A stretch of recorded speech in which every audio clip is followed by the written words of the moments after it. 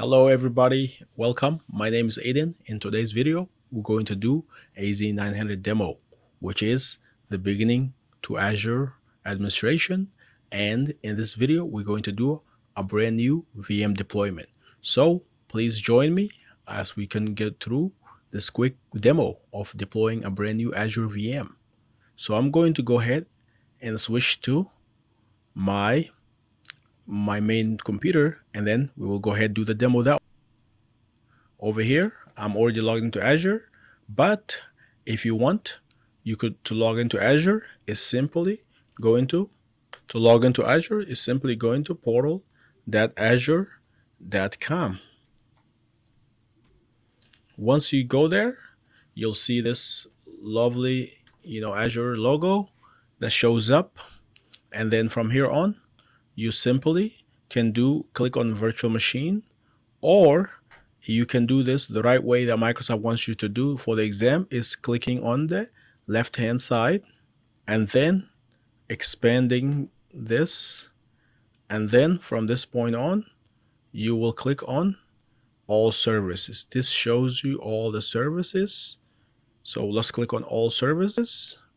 From the all services tab, you will click on virtual machine, but if you're wanting to do something else, this is where you could do Azure Active Directory, you could do virtual machine, you could do resource group, you could create a resource group, you could create app services, storage account, SQL database, cost management, virtual networks, you name it. And you can even go to the marketplace, get some new, Azure apps, services, and whatnot. So now I'm going to go ahead, click on virtual machine, and I will go ahead, and I already created one for another video, but I'm going to go ahead and create a brand new one for you. So I'm going to click on create, click create here, click on Azure. So I'm going to go ahead, click create over here. Once I do this, I'm going to click on Azure Virtual Machine, nothing else. Now on the Azure Virtual Machine, the most important, there's several tabs that we have over here. The basic tab is very important. The basic tab is extremely important. So you do need to fill out everything in the basic tab. The basic tab is extremely important. And then the management tab is extremely important. So you do need to fill out everything in there. And then you do have to agree with that. And then you do have to review and create. After that, everything else is optional. The advanced is optional, networking is optional, disk is optional, and tags is optional. So now we're going to go ahead and create a brand new resource group, because what it does is with Azure, you have an option to choose your subscription. So in here, if I have multiple subscription, I click on the drop down menu and choose my subscription that way. But I only have one subscription, so I don't need to do that. And then I can click on the drop down menu, choose a resource group I want to use if I want to, or create a brand new resource group, which is what we're going to do. We're going to create a brand new resource group called I Teach RG4 AZ-900. Let's attach that, so that way we can delete later on easily, not deleting something we use in production. So we're going to hit OK. You can simply choose whatever name you want to. On the VM name, I'm simply going to name it AZ-900 Test 2. Simple names over here. I am going to leave it at EastUS2 or EastUS, or I can move it to EastUS2, whichever region is fine. And then on the availability side, I will leave it as a no infrastructure redundancy required. On the security type, I'll keep on a standard. On the OS type, is definitely using like this is on the images where the OS is actually in play. So the image, there's Microsoft several image generated into the Azure Marketplace. I can simply choose which one I want. So if I click on the drop down menu here, I have all the popular options to choose from. I recently deployed Windows 11 Pro Gen 2 for video, In this case, I'm going to choose Server 2022 Azure Edition. That's what I'm going to deploy. And then on the VM architecture, it's going to be 64 bits. And then Azure Spots instance, we're not going to use it. On the size, this is very important. I will highlight this for you. Very important to choose the right size. I simply got defaulted into this size because I used it before.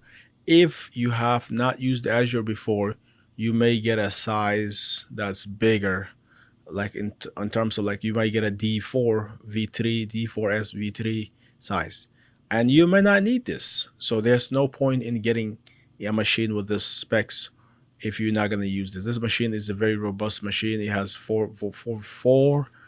four, it has four vCPU. It has 16 gig of RAM, and so you don't need this. The one I'm getting is B2MS. It's just 2 vCPU, 8 gig of RAM, and this does the job perfectly fine because after all, it's just a test. And but there's obviously another ones that you can choose, like one CPU, 3.5 giga, like 3.5 gigabyte of memory. So, but I'm gonna keep the size I chose already. On the name, I'm just gonna keep it consistently. Name it AZ-900, and the password is for me to know. So once you supply the administrative account, this account, you have to remember it. If you do forget it, there's a way to reset it, but you don't want to forget it. You want to remember it. And then by default, Microsoft did the work for us by adding RDP port 3389 as an allowed port, so we can connect to the machine using the public IP. And if we're doing this in production, though, if you look at the fine print here, it will tell you that this will allow all IP addresses to access your virtual machine. So that means anybody from anywhere in the world will be able to access your machine, especially the fact that this is a public IP, and and you don't have a IP, like a known IP, only to access the machine. So what Microsoft recommends is for you to go to the Advanced Networking tab, create a rule to limit inbound traffic to known IP. Otherwise, you are vulnerable to people trying to get into your machine, which is why in this case, because I'm doing testing, I am not going to worry about doing this. But if you're doing this in production, definitely implement the best practice by doing a known IP address into your inbound traffic using NSG. You could also use just-in-time JIT, so that way you only give people access to the machine when they need it, not all the time. Microsoft recommends this. Okay, so now what we ready is we can go to the next tab. This is disk. Don't worry about the disk. Is gonna this is something we can talk about more later on. But right now, know that the premium SSD is definitely the one that by default is selected because it's fast, it's for production. Anything else is not recommended, because it's recommended for testing, should I say. Networking, again, another tab that you don't need to worry about right now, because Microsoft did the best job by creating the virtual network for us, subnet for us, public IP, and also did a basic NSG for us, and also allowed the public inbound port for 3389. And again, this is the same message coming up again, because they know people will say, hey, Microsoft, you didn't tell me. That's why they're telling you up front that we're not responsible for your incompetence. That's what they're telling you over here. So if you do not follow their best practice, they will not guarantee that you will not get hacked. Your machine will not be penetrated. So you do need to make sure that you do the best practice. Enable inbound traffic to known IP address. Also enable just-in-time access, and also make sure every user that's logged in have MFA enabled and whatnot. So it's definitely something you need to practice on that. And then in here, everything else, just forget about it right now. It's definitely for another video. Next, on the management, this you need to focus on because we have one tab that I will show you here that you need to focus on. The tab is gonna be over here. It's called auto shutdown. Auto shutdown. So this is where you need to set up scheduling. If you deploy a machine in Azure and you're not using it all the time, then it will still incur cost. So that's not mean that hey, I deployed the machine but I haven't used it in days. You still incur cost unless you practice auto shutdown by doing the scheduling. So say for example we work 8 hours a day, from 8 to 5, for example. If 5 p.m. is the end of the shift, then 6 p.m. or 5:30, you should schedule a machine to shut down. There's no point in the machine running all night. Otherwise, you're gonna incur cost, and that's not something you need because Azure resource is not cheap. So just keep that in mind. Okay. Next, we're gonna actually do auto shutdown for us right now, and mine. I usually do mine after work to do my labs and my training whatnot. So I'm gonna go ahead and do Eastern time for my time zone, and then I'm gonna set this machine to shut down at 8, actually at 8 p.m. Just keep it 8 p.m. over here. On the email, I'm gonna set the email to go out to my IT support email. This email, anytime I'm getting alerts, is gonna go to the IT support email. And again, this is what auto shutdown looks like.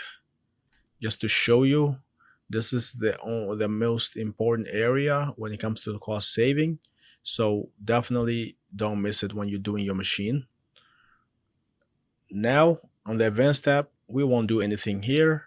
On the tags, we won't do anything here because this is something we can focus on another video, how important it is, but it is very useful when you understand why you use it. But right now we're not going to do it in this video. We just don't have time for it. And then we're going to hit next to review and create the machine. It's validating. So the validation is passed. And this is how much we can expect to get billed for the machine per hour. So that's why auto shutdown is very important. It can save you a lot of money. And then again, if you choose a different size, this could vary. So this is not for all the machine. You will get billed differently for depending on the machine you chose. And make sure you get a validation passed. Otherwise, it won't work. If validation failed, you will see a red mark and it will basically tell you what to fix. And then again, Microsoft recommends this to be for testing. They are very serious about security because they not want to be held liable for people incompetent. So they really want you to know this is for testing. The fact I enable RDP is strictly for testing unless I enable it with additional security methods. So this is the summary of my machine. On the basics, we got all this subscriptions. This is the basic stuff. So we got our subscription over here. We got our resource group. We got our machine name. We got our region. We did not enable anything else. And then from this point on, we got our username. And this is very important for you to review. So because if you see anything that doesn't look right, then you can go back and fix it by hitting the previous. And then on the management, like we focused on earlier, we do have an auto shutdown. We do have auto shutdown enabled. Let me see if I can zoom in for you here.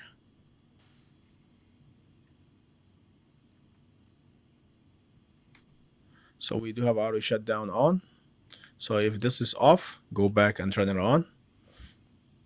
Especially when you're using this on a demo lab, so you only have several $100s to try, so you don't want to waste it. And then I'm gonna go ahead and click create.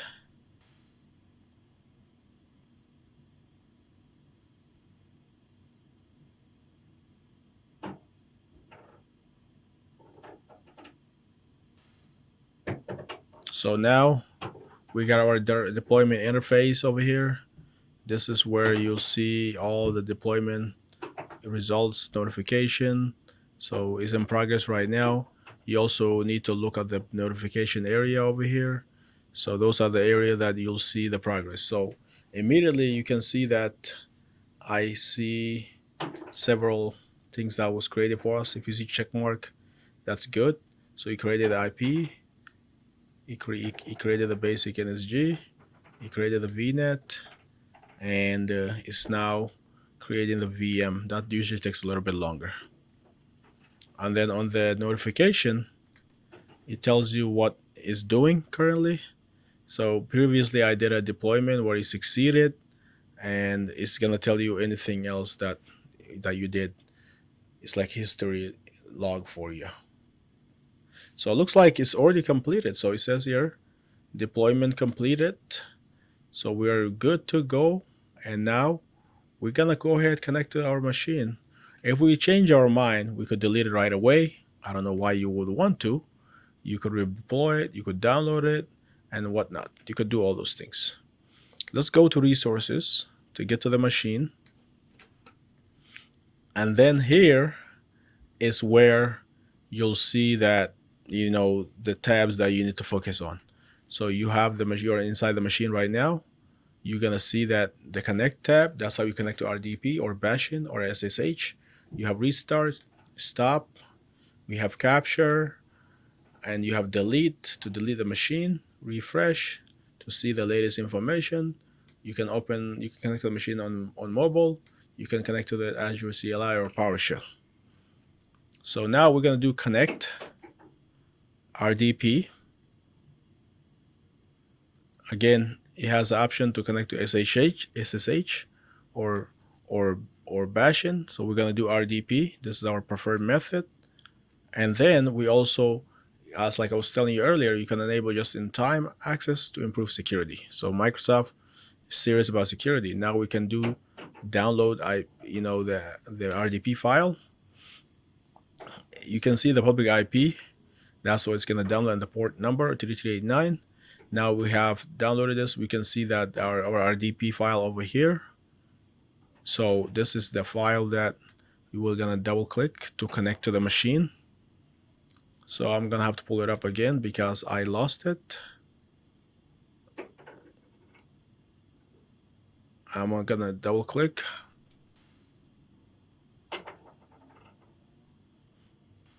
Okay, so you open another monitor. So let me move it back to the main monitor. Over here is the main monitor, and you can see is the public IP is matching each other. So this is the same public IP. So now we're gonna go ahead and hit connect.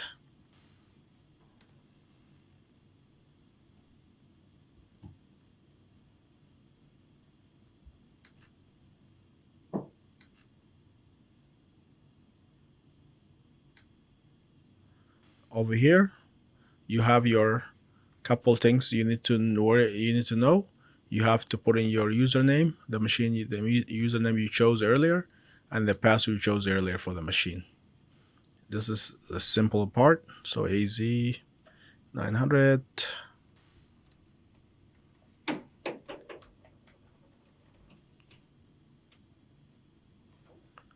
Okay, now on the certificate part, you can simply ignore this hit by hitting yes, or you can do don't show this again. I'll just do don't show this again, no problem. Hit yes.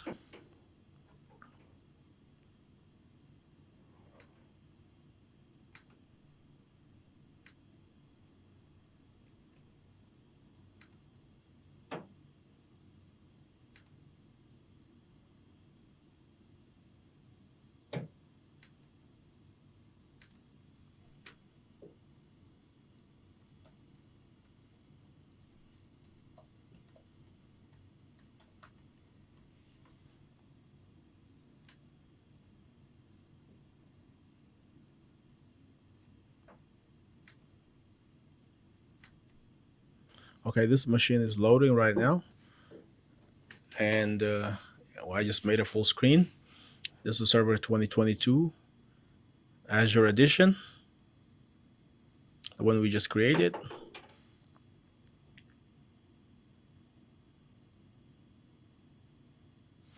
So to confirm, this is the server, the Azure one. I'll show you the host name we chose, and then the server 2022. So you can see it's running that server 2022, and the host name is that Azure AZ-900 test 2, like I showed you earlier.